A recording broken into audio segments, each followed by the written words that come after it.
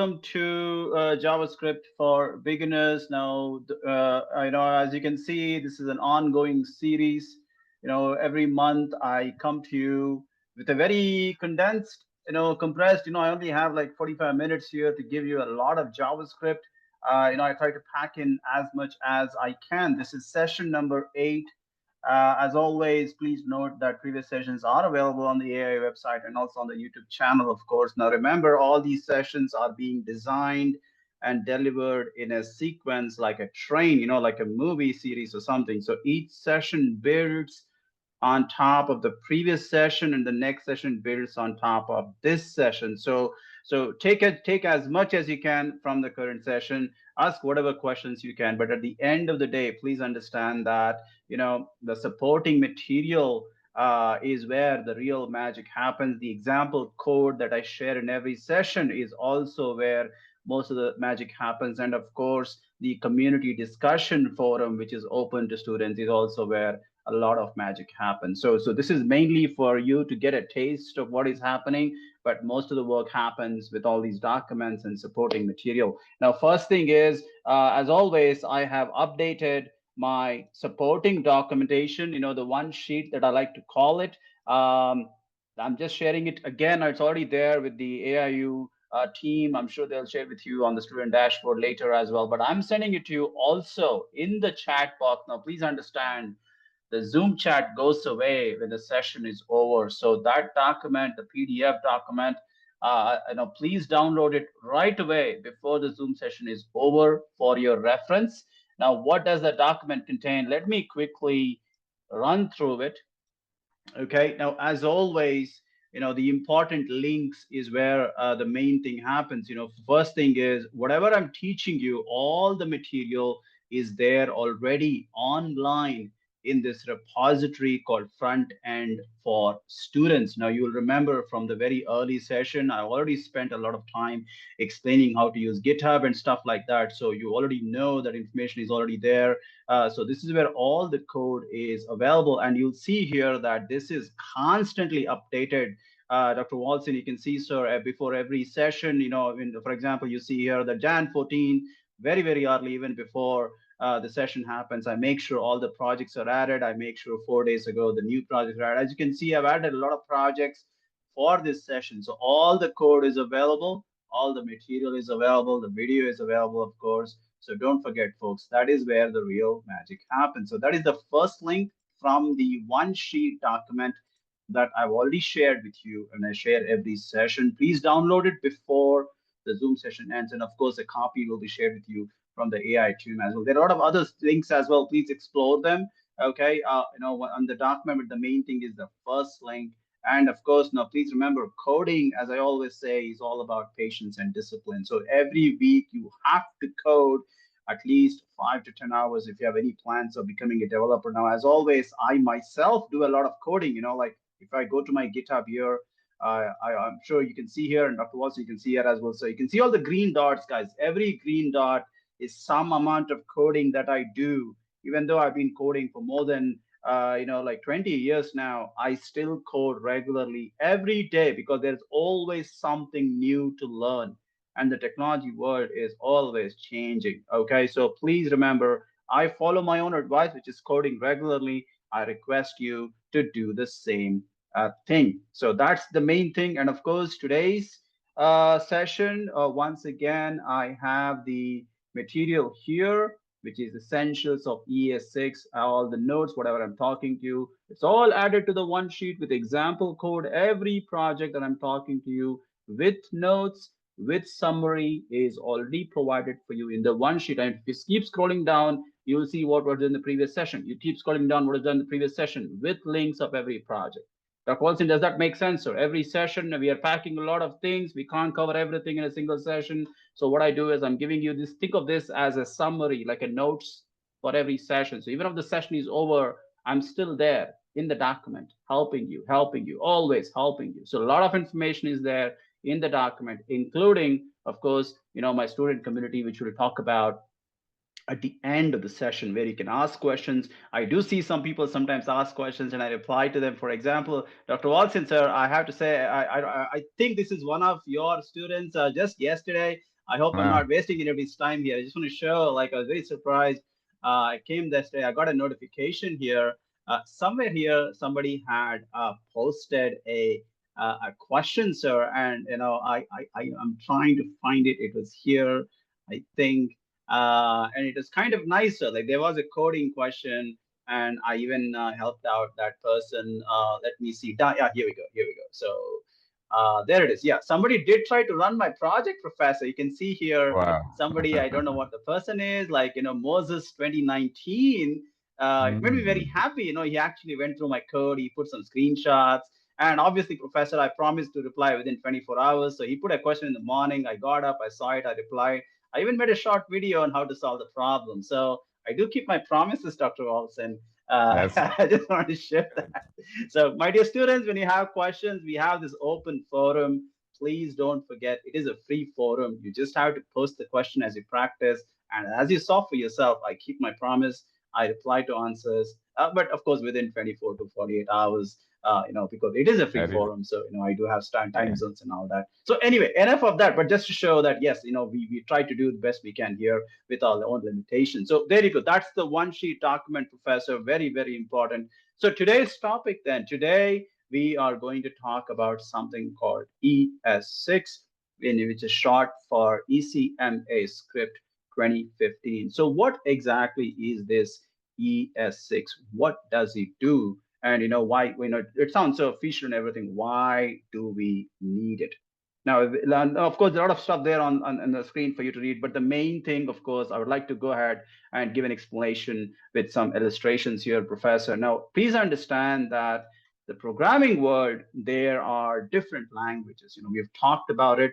I myself mostly work on C#.net, which is from Microsoft. So let's just put that here on one side of the board. Now, another side, of course, obviously, I also do a lot of JavaScript work. Right now, I'm working for a client where we are trying to build like a dealership project, which is entirely built using JavaScript. So I have plenty of exposure to JavaScript as well. However, now the reason why I'm mentioning C Sharp is from Microsoft, which is a private, like a public company. It's not like it's a profit company. So which means Microsoft is in charge of making sure, putting the rules, the standards, and all those things for C#, which means, as the years go by, as the technology keeps evolving, Microsoft, which is the owner of C#, will make sure that the standards of C#, like rules, regulations, different version numbers and stuff like that, they are maintained in a consistent way. However, one thing which we already talked about in previous sessions is JavaScript is kind of like an open language, Dr. Walson. It means nobody really owns JavaScript. It simply is there. It's like like my community. It's an open, free community. Anybody can add questions. I can reply. Other students can reply, which means it's more like a community effort. Now, the good thing is, yes, it is free, so it's not like a company that owns it. Like C# is owned by Microsoft and stuff like that. So JavaScript is like owned by nobody, which means everybody owns it. Which also means it makes it very difficult for JavaScript to have standards because it's kind of like a free language. Nobody really owns it as such. So it's very difficult to make something have some standards when nobody actually owns it. So that is where we come in to the ES6. So ES6 is an effort from the community again. So it's the community which takes care of JavaScript. So obviously ES6, ECMAScript 2015 as it is called, is also like a community effort. But the idea is to bring in, as you can see here, ES6 enhances code readability, maintainability, and syntactical features. So essentially what ES6 does is it puts in some standards like, hey guys, you know what, this is how JavaScript should be. Like how, C#, Microsoft will say, this is how C# should work. This is how it should be, stuff like that. So something similar, trying to bring in some standardization to the world of programming, which very much is needed because, as we already mentioned in the previous sessions, JavaScript is extremely popular, so more and more people are using it. A lot of projects, like if you have like 100 projects in the world, maybe some 60 projects out of 100 are built with some level of JavaScript. So it is usage is very high. So having some standards will make it easy for developers to use this programming language in a more efficiently. It's like when you're driving on the road, like for example in India, you have to drive on the left side, and so that makes sure the traffic flows in a proper way. So similarly, when you have standards, it makes programming easy for everyone. Now, of course, this is JavaScript, which means when you're using JavaScript, you don't have to follow it, right? Like if you don't want to use ES6 features, that's okay. But however, if you do start following it, it makes your life easy. And obviously, the whole point of this series of courses is to get you ready with what is the standard that's going on right now in the software industry. And one of those things is ES6. So a question might come up, when you apply for an internship or a job. Hey, you know what? Do you know about ES6? What does it do? What are the new features? So that is another question we are trying to answer here. So that's what ES6 does. Essentially, it introduces a lot of standards which gets all these benefits to a programmer. That's really what ES6 does. Now there are some key main additions and standard based things that ES6 bring to the table. So what I have done is, there are too many things here, so I'm going to try to cover as much as I can in this session. There are some more things in ES6, so I believe there will be an ES6 part 2 session where I'll cover the remaining highlights of ES6. And you definitely need to know this, because once you start building project, which we will do once we cover all the basics. Like, as I mentioned, it's a very long journey. JavaScript is very big, so I'm trying to get all those things covered, every session whenever I can. So really, it's a long journey, but we should include ES6 in one of those sessions, and this is that session. So that is what ES6 is. And Dr. Walton, I'm gonna assume so that kind of was a okay enough introduction, Professor, before I move on to the Dr. Watson is nodding, so that's good. That's good. There we go. Okay. All right, Everything is folks. So fine. the one of the biggest. Oh, okay. Yes, sir. Yes. So one of the biggest things now, as always, guys, I have tons of example code. Now I want to show you. Like this time, I didn't realize I was building so many demos. Like I started building one demo, that became two demo, then three demo, four demo, five demo, six, seven, eight demos. Obviously, I don't think I can show all of it in today's session, but the code is there. I've already put the link to it. I just kept building things. I just kept building things.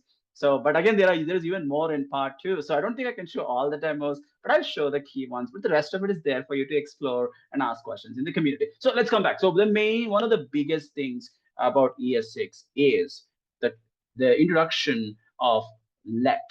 Okay, now we already used this in one of the earliest sessions. So let's go ahead and open the demo project right away, without spending any more time just discussing things. Let me show you what this does. So there's a folder here. There you go, war let Jan 14, 2025. As always, that is available online as well in the link I provided. So let me go ahead and open the project. And as I'm running the demo, let me go ahead and show you what this does. And you know what, folks, I'm going to, from now on, I of course there will be one of the sessions I'll make it completely about using AI. Like now, obviously, all these projects I'm able to build so many projects because I've really started using AI. I already talked about it many months ago already. So the same thing, like 9 projects, if I did it by hand, it may take 9-10 hours, but I was able to use AI and build all these things in like 2 to 3 hours flat. So I'll be also be introducing, like I'll do an AI specific session in one of the sessions, but I'll also show you how I did it in these sessions as well. So let's go ahead here. So as always, I have the project here. Just go here on the top right corner, use the preview. Already shown you how to do all these things in all the earlier sessions. So there you go. So this is the example I was talking about. So let's get it up in our browser. I'm using Firefox as always in my classes. So there you go. And don't forget, developer tools are here. So when you're checking out my projects, please make sure you run the code, open index.html, run the preview on the top right corner, and then copy the URL and run the project in Firefox, and then open developer tools. There you go. So here it is. So var and let. So this is what I'm going to do here. On the left side, I have a simple button that says var, usage of var, and then use let. So there you go. Use var, and then I try to use let. I see something called inaccessible and stuff like that. But the main thing is the difference between var and let. So let's look at the code. That's what I really want to do here. So if I go to script.js, you'll see here that I have this one. I think I remember students want me to zoom in when I'm showing the code. So let me go ahead and do that a little bit. And there you go. Let me make this bigger as well. Now you'll see here in line number 11, I'm creating a variable. And remember, you can use var and let to pretty much do the same thing, create variables to store values. So I am using var here, and you'll see here in line number 20, line numbers are very important when you're coding, all right? So line number 20, I'm creating a variable called let. In both cases, I'm simply creating a variable. This is called global variable, and this is called block let. And all I'm doing is I'm just assigning a sentence. So in both cases, I'm doing the same thing. However, look what's happening in the output. So I come to the output, the var is working just fine, but when I try to use let, it shows me an error like it's not accessible or something. So that's one of the key new things in ES6. Now, what happens is when you use var, it automatically creates like a global variable. However, when you create let, it creates what is called as a locally scoped variable. Now, in programming, locally scoped means you see these curly braces here and here. That means the variable is only available in that part of the code. Whereas here, even though this variable is here, we can actually access it in line number 14. Whereas this one is not accessible in line number 25. So essentially what happens is, let me just show you a drawing for that one. Let me go back to my favorite software, the Paint software. What this means is, I know it's a little bit complex, but you don't have a choice now. We are in session number 8. You gotta start understanding these advanced concepts. So when you do var, the variable is available everywhere, the entire project, global. Okay. But when you use let, so if you do a let variable, it is only available in this part of the code. And this is very important in programming. So you want to make sure that your data is available only where it is supposed to be available. So this is the kind of thing I was talking about what ES6 does, bringing in that standardization, bringing in those modern features which are kind of missing in JavaScript. And one of the biggest benefits, or I know like one of the easiest ways to see that change is in the let usage. So there you go, folks. That's the var and let demo. This is just one feature, which is when you create a global variable, when you use var, it becomes like a global thing. That's not what we want when we are programming. We want to make sure that when you create a variable, it stays where it is supposed to stay. Privacy, data security, stuff like that. It's not there in JavaScript, but when you do let, you do get that data security. You do get that local scope, which is very much essential when you're building modern applications. So that is the first example of var and let. Okay, so there are many such features. I'm just showing you one big feature of var and let. And another thing about var and let is in programming, like for example, if I go here, let me just say, okay, so let's say I go here and I'll say var, and I'll say, Dr. Walson, just to say that. Okay, so I'm going to say Dr. Walson, all right? And now what I can do is I can come here and I can create Dr. Walson again. Now, do you see that line number 9 and 10? I have created two variables with the exact same spelling. Now, you think about that in real life. Imagine if there are two Dr. Walsons. Now, I don't think Dr. Walson original would like a duplicate Dr. Walson also sitting next to him. I think that will create some problems, like a clone or something, right? We don't want that. So obviously, we don't want that in programming as well. Now, let's do the same thing with let. So I'm going to say let me get rid of the two Dr. Walson here, and I'm going to say let Dr. Walson is equal to Dr. Walson. Now let me try to create a second Dr. Walson and see what happens. Now watch closely. Dr. Walson, and do you see that? Professor, did you see the red lines? They didn't come before. Now what is that error? Let's try to put a cursor there, and it says cannot redeclare. Now that's very important, isn't it? Now, if a second Dr. Walson tries to enter the Zoom call or something, then Zoom software will say, hey, there's already a Dr. Walson. You cannot have a second Dr. Walson. That is simply wrong. So these are the kind of additional programming features that are being introduced thanks to ES6. So if by using ES6, the point I'm trying to make here to the students is, by using ES6, you are making your project better because it forces you to follow some standards and rules which are missing in the regular JavaScript. And one simple example is, well, actually two examples, which I just showed you, the scope thing and now the declaration thing. So hopefully that makes a lot more sense why when you start doing JavaScript, as much as possible. See, the good thing about JavaScript is choice. You have a choice. Nobody is stopping you. Nobody is forcing you to follow these standards.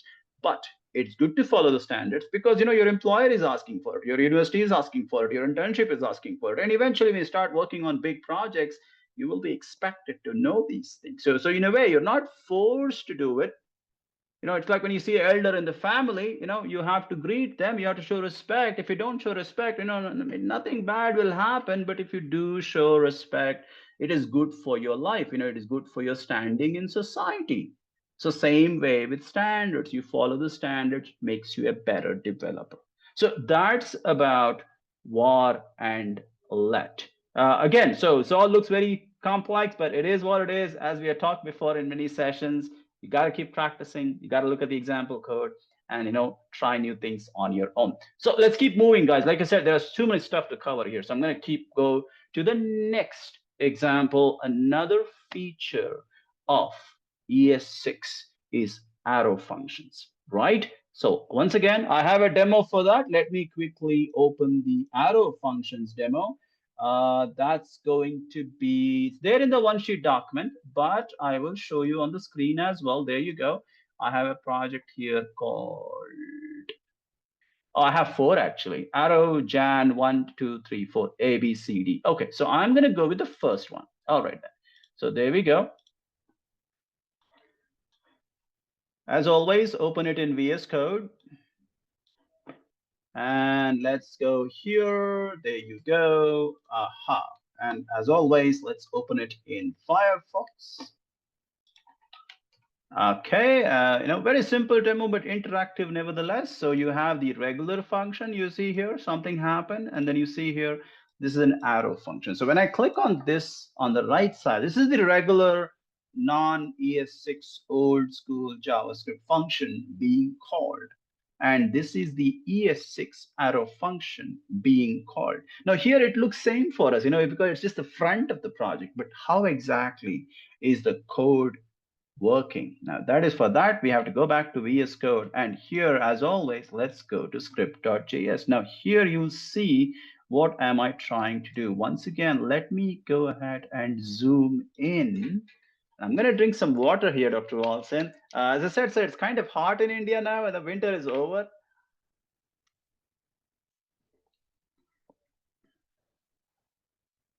Remind you, ladies and gentlemen, we are with Professor J. ES6.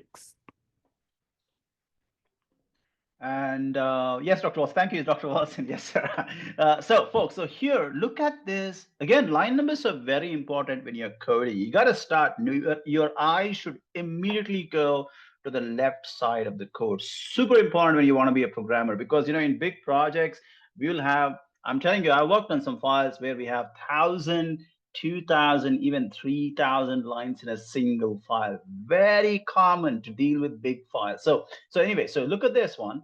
So this is the regular way we write functions, and functions was already dealt with in one of the previous sessions. So you have seen this before, but what you haven't seen is the arrow function.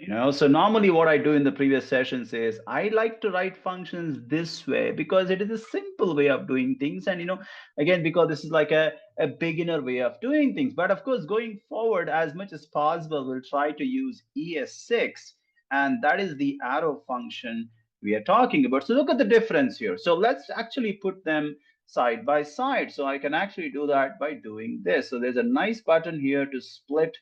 Why is the, there we go. Here it is. Now let me do, there we go. So you can see here, let's make this one down, down, down, down, and this one I'm going to scroll, scroll, scroll up. Okay, so there you go. So I have the regular function on the right side, and I have the arrow function on the left side. Now the regular function actually has the word function in it. You can see it in blue color. Then you have the function name, then the tiny brackets, as I like to call it, and finally the curly braces. So this is the regular way of writing JavaScript. However, now look at the arrow function. Now it uses the word called const, right? And then directly goes to the name of the function. There is no word called function at all. And then immediately you have an equal symbol. So again, this is like a syntax, all right? Whereas here there was no equal symbol on the right side. You can see that, right? And then finally, you have arrow symbol. You see that? It looks like an arrow, like a bow and arrow, like with the equals and the greater than symbol. So that is where the word arrow function comes from. And after that, as usual, just like it is on the right side, you have the curly braces. So this is the ES6 way of writing a function. And I'll tell you from personal experience, now I grew up, you saw in the presentation already that the ES6 only came in 2015. And I have been coding since the year 2000, which means for almost 15 years, I wrote functions like this. So suddenly, now they're telling me this is the way to write functions. So yes, it does take a little bit of adjustment. But the good news is many of my students are already new here, which means for you, this on the right side and this on the left side, both are equally new.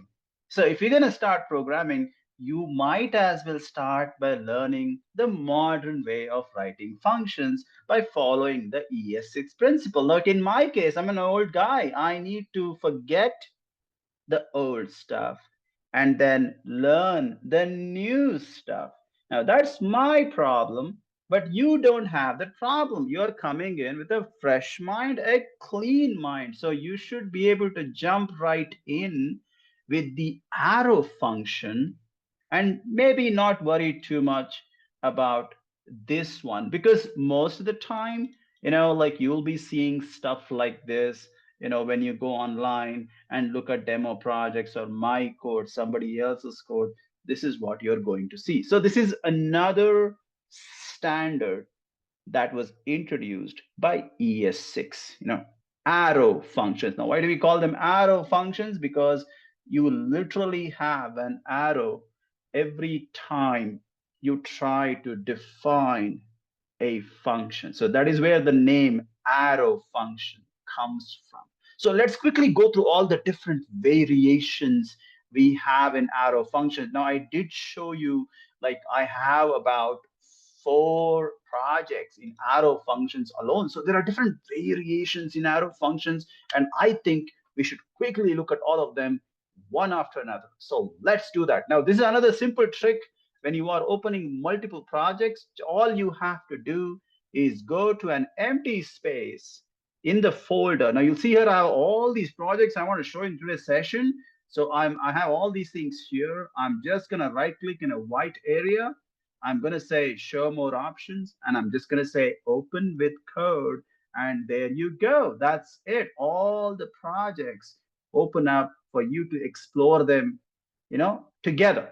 Okay, so either you can do it like this, or you can go inside and open the projects one by one. Any way you want to do it, that's totally fine. But since I have to jump through so many things for this specific situation, I'm going to just open all of them and go through it one after another. So let's do that. So we saw arrow functions, right? That was this one here, right? This is what I just showed you. Let me just again zoom in a little bit. There we go. There we go. Okay, right? This is the arrow function I talked about. Now, what is the second variation? What else can you do with arrow functions? Let's look at that. So B, that's part B. So if I go here, you'll see here, look at this one. See, this is an arrow function as well. Do you see that like a shorthand version? Now let's try to look at the basic version, right? Let me open that file also here. Look at this, look at this. So here on the right side, this function looks like this. Whereas this is also the same arrow function, but you'll notice that I don't have any curly braces at all. And this is one more thing which I gotta be honest, when I started using ES6, like I'm talking 4 or 5 years ago, it was very confusing for me. Like, hey, what is this? This is a function? But there is no curly braces. I mean, I've been using curly braces since the year 2000, and now there is no curly braces. That's another new feature of ES6. You can write functions in a single line without having to use curly braces. So this and this are essentially, doing the same thing. But the difference is this is a one-line function, right? So this also is perfectly okay. And you can see here it's being used already. So you can see here we are calling this function greet. That's the name of the function. You see here when I double click on it, it's highlighted. So we are passing a parameter. Now, don't forget, we did discuss function parameters in a previous session, so I'm not going to go too deep into it. So parameter is here, and that parameter goes from Alice to here in name. So this is the function name. Please focus carefully here. Greet is the function name, and name is the parameter. All right. Now a lot of times it's easy to get confused. That's okay. You will practice. You'll get used to it. Function name first, parameter comes next, and then whatever you put after the arrow is the function definition, also called as the function body. So the variable parameter, will end up inside the function. So when you pass the name called Alice, the output also will have Alice because you're calling the function with that parameter. Okay, now let's go to the second example I put here. So here you only have one parameter, but what if you have two parameters? So let's look at that. So again, I have a function called add. I have two parameters, A and B. And then what I'm doing is I'm simply adding them. So look at this one. So I say add 5 and 10, which is great. So 5 and 10 will get passed to A and B. Now you will remember from the previous session, the order in which the values are sent is the order in which they get assigned. So 5 will get assigned to A, 10 will get assigned to B. So those two things will get added. 5 and 10 becomes 15, and that is it's going to get stored in this variable called text content, which is actually going to this DOM element here. So let's see this in action. So I'm going to go ahead and open this project, right? So I'm going to go to the folder, right click, open in VS Code. There's another thing I told you, when you're coding, you'll have so many windows open. Like right now, I think I have some 4 windows open already. That's fine. You'll get used to it. So open in VS Code. There you go, index.html. Click on preview, and there it is. So I can just click here. See, hello, Alice, because I had Alice there. You know what? Let's try to make Dr. Wilson a little happy. So I'm going to go back to Alice here. I'm going to change Alice to Dr. Wilson. So I'm going to go here, and I'm going to say Dr. Wilson, education specialist. Let's do that, right? That's the name he has given himself in the Zoom. So I'm just going to try to impress Dr. Wilson, which is something I'm always doing. I'm not ashamed of it. So let me just go ahead, and there you go. Hello, Dr. Wilson. education specialist. Right there you go, that single parameter. So again, let's look at the next one. We are trying to add two numbers. Dr. Walton, just give me two numbers, professor. Any two numbers of your choice. I'm just going to put it here just to make the session a little bit interactive. 7, 2. Professor, did you say 7 and 2? Yes. Okay, there we go. I'm sure there is some mysterious reason why 7 and 2, but we'll do that later after the session. So 7 and 2, I come back here, I click on this. Oh, it's not updating. Hold on, Professor. Something is not right. Oh, sorry, Professor. So this is going to be, I have to change it here as well. So 7 and then 2. Oh, there we go. So there it is. So 7 plus 2 equals 9. Now it all looks very simple. The idea is not to do something complex.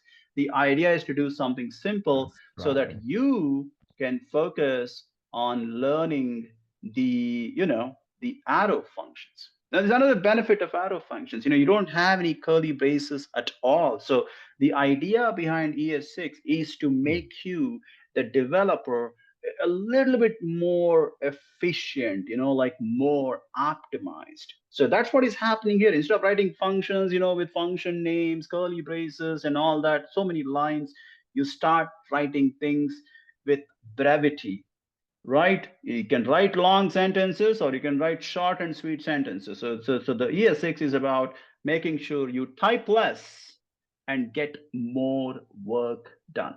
So that's another example of ES6 with arrow function. So that's the part B folder. Let's keep going. Let's look at the part C. You can see here what is happening with this one. So here I'm talking about what is called as default parameters. Another very, very useful scenarios which happens in programming is, when you have functions like here, we are just using two parameters, right? But trust me on this, when we build projects, we are always building projects which have 5, 10, 15, sometimes even more parameters. But the problem is not a problem, but the scenario is not every time we have to call the function with all 15 parameters. Sometimes we only call the function with 2 parameters. Sometimes we only call it with 5 parameters. That's the whole point of programming. Flexibility. The software should work on different scenarios. So that is where default parameters become extremely important. So what is happening here? So just like the last example, we have two parameters, A and B, but B, you can see, has a value already. Now, this is the default value, the placeholder value. It's like for example, sometimes, like Sunday or Saturday or Friday, where I don't have much work, I get bored and I want to watch a movie or something. Maybe I'll go online and I'll ask, I have this AI friend. I can ask questions, right? I can take a suggestion. I can call a friend or I can ask my friends. Or, I always have, like, if I can't think of anything, I'll just watch Batman, the 1989, the very old Batman movie. I don't know if Dr. Watson remembers that movie with Michael Keaton, very classic movie, so it's like my default option. Like if I can't think of any other movie, I always have one default movie that I can watch every day and I'll never get bored. Same thing is happening here. So you have parameters. Sometimes you're not sure if that parameter will have a value, will be supplied or something. So that is where we use default parameters. So what is happening here? So all I'm trying to do here is I am trying to go ahead and call this function with only one number. So even if I don't supply the second number, no problem. I will still get an answer, which is b equals 10. So let's see how this looks. So let me go to the project here. As always, right click, open in VS Code. Don't worry about too many windows getting open. Don't worry about it. It's very common when you're programming and coding. As always, open index.html, hit the preview button. So there you go. Now remember, I told you, right, in the code, you can see here on the left side, B already has a placeholder value, which means even if I don't supply a value the code will still run. But this is very important. You look at A doesn't have any value. So which means we have to supply the value for A. So that's not optional. So let's do that. So I have the first number. I will say, again, let's go with Dr. Walton's favorite numbers, which is 7 and 2. So I'm going to put 7. I'm not going to put 2, and I'll hit the green button, and I still get an output. Why is it 17? Because we already discussed, right? B has a default value of 10. So whether I give any value for B or not, the program will still work. But if I try to do the reverse, I'll get an error. So if I go here, I'll remove 7. I'll put 2. So I'm reversing it. I know the second number is optional. Only that I'm giving. And I hit calculate. I get an error. Did you see that, Dr. Watson? It's saying, please enter the first number, because the first number is mandatory, but you did not get this error for the second number. So let's go back to how it was. So if I say 7, the second box is empty. You can see that it is empty. Boom, it works. So this is another new feature from ES6. It gives you an option, as you saw here, of being able to provide default parameters. A very, very common scenario that we encounter with programming on a regular basis, because we are always writing complex functions, and many times we don't always supply all the values. So some things are mandatory, but a lot of other things may not be mandatory, but we don't want to waste our time by supplying all the values. So what we do is we have an option now with ES6 and arrow functions to provide a default parameter, and that's what the demo was. So I have one more demo with arrow functions. Let me quickly go to that before moving on to the next big topic in ES6. So this one, what are we doing this one? Let's see. Ah, okay, this one is actually kind of complex, but I'll try my best to explain it. Okay, so here what we have, what is called as a rest parameter. Okay, now a res parameter, the word itself can sometimes be a little confusing, but you'll get used to it, because you don't have a choice. You're a programmer. Your job is to learn new things, and it's the job to use these features. So what happens with the rest parameter is it's easier to explain with a diagram. So let's go back to the diagram software here. So I go here. So a res parameter, which is essentially 3 dots. Okay, see that here. You see this in line number 15. You have the dots. Again, here in line number 20, you have dots. So what is happening here? So what we are trying to do here is the res parameter, the 3 dots. What it does is, if you have like an array. We talked about arrays, the previous sessions, I gave example with train and stuff like that. So you have an array of items. So let's say 1, 2, 3 and stuff like this.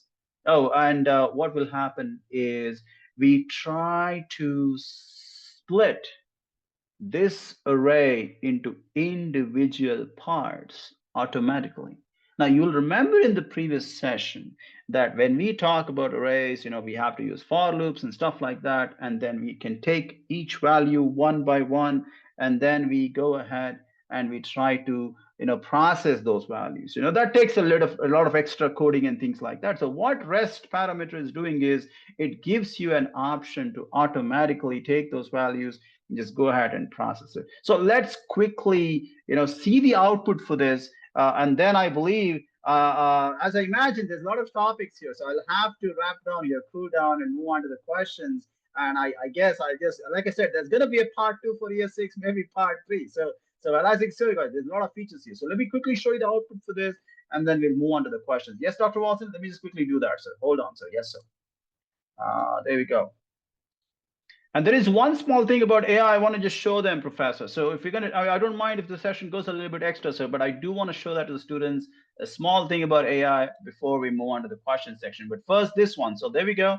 as always, there it is. So there you go. As I mentioned, an array is separated by commas. Don't forget arrays. We have to use commas. So I'm just going to say 1, 2, 3, 4. So I am sending an array, but you'll notice in the code, I'm not using any for loop. That's the advantage. So I'm sending an array of values, and I'm still getting the total. So no for loop, saving me a lot of time. So that's what the REST operator does. It allows you to manipulate arrays without having to use a for loop and stuff like that. So this is where I'm going to stop with my ES6 stuff, guys. There are some topic which I want to talk about, like, this is all done, but I think destructuring, I'm going to put it to part 2. But before I go to the question section, Professor, there's one last thing I want to show to the students. And I do hope the students will consider my advice. I know a lot of students are already taking my advice. So, folks, so as I mentioned, GitHub. This month, actually, Professor, now obviously I have the pro subscription, but GitHub actually has made their coding AI to some extent free, Professor. I highly encourage students to use AI. I've been talking about it in all the sessions, but I'm going to double down on it today because just a month ago or something, they released this free version as well, specifically for coding. Now I have the premium subscription, but here, guys, like, for example, right now I'm going to say, give me an example showing war and let usage.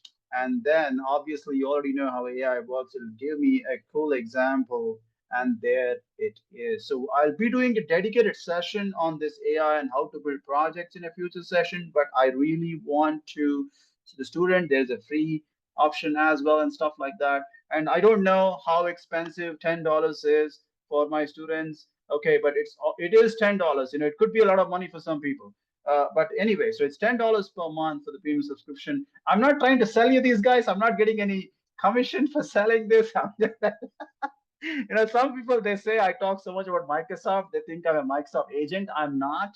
I'm just telling you. And I'll be doing a session on AI in the future. But anyway, so yeah, there you go, Professor. So